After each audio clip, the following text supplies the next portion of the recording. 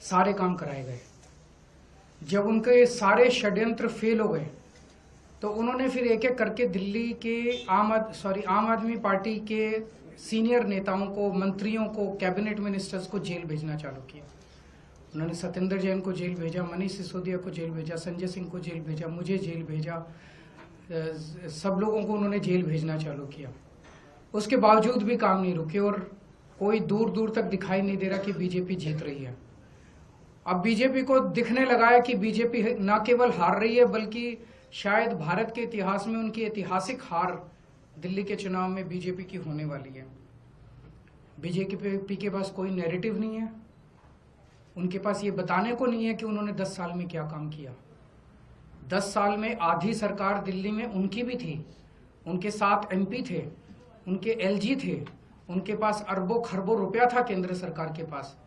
उन्होंने इन 10 सालों में ना कोई सड़क बनवाई, ना कोई अस्पताल बनवाया, ना कोई स्कूल बनवाया, ना कोई कॉलेज बनाया। दिल्ली के लोगों के लिए कोई काम नहीं किया। दिल्ली के लोगों ने उनको एक ही काम दिया था कानून व्यवस्था का, उसका भी उन्होंने कबाड़ा कर दिया। आज दिल्ली के लोग डर के माहौल के अंदर जी रहे हैं और खुलेआम दिल्ली की सड़कों पे गोलियां चल रही हैं।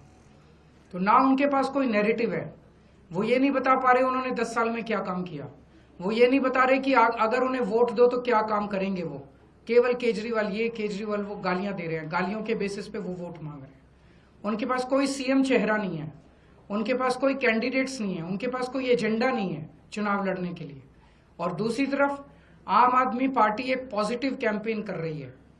हम ये बता रहे हैं लोगों को कि 10 साल में हमने ये काम किए, हमने स्कूल अच्छे किए, स्कूल शानदार किए, बच्चों की पढ़ाई का इंतजाम किया, आप लोगों के इलाज का इंतजाम किया, अस्पताल अच्छे किए, मोहल्ला क्लिनिक बनाए, बिजली 24 घंटे की, बिजली फ्री की, पानी की व्यवस्था की, घर घर पानी पहुंचाने का काम किया, महिलाओं की बस यात्रा फ्री करी, बुजुर्गों के लिए हमने तीर्थ यात्रा फ्री करी।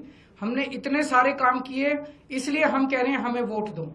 आने वाले समय में हम महिलाओं को 2100 रुपए देंगे, बुजुर्गों का फ्री में इलाज कराएंगे, चाहे प्राइवेट हो चाहे सरकारी हो। हम ये काम करेंगे, हमें इन पे काम दो। हम अपने कामों पे वोट मांग रहे हैं, वो केवल और केवल गालियों पे वोट मांग रहे हैं और काम रोकने पे वोट मांग रहे हैं।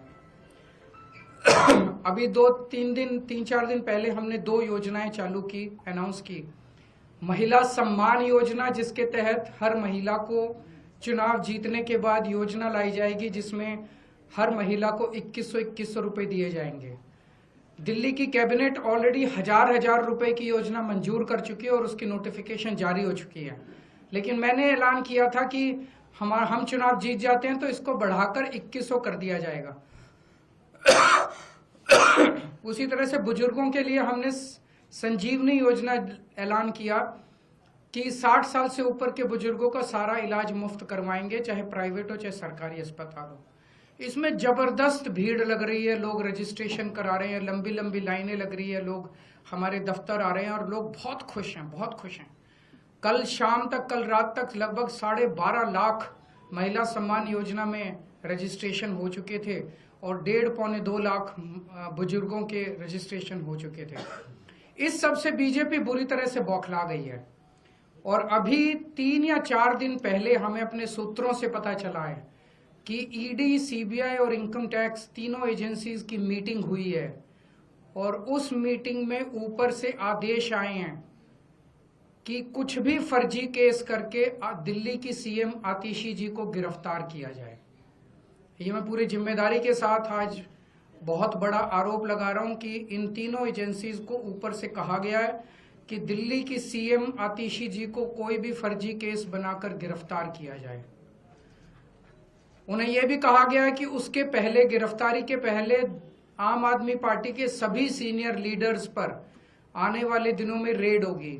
मेरे ऊपर रेड होगी, मनीष जी के ऊपर रेड होगी, फिर से हमारे ऊपर सब पे रेड हो चुकी है। संजय सिंह पे रेड होगी, सौरभ भारद्वाज पे रेड होगी, सत्येंद्र जैन पे रेड होगी, आतिशी जी पे रेड होगी, हम सब पे रेड कराई जाएगी।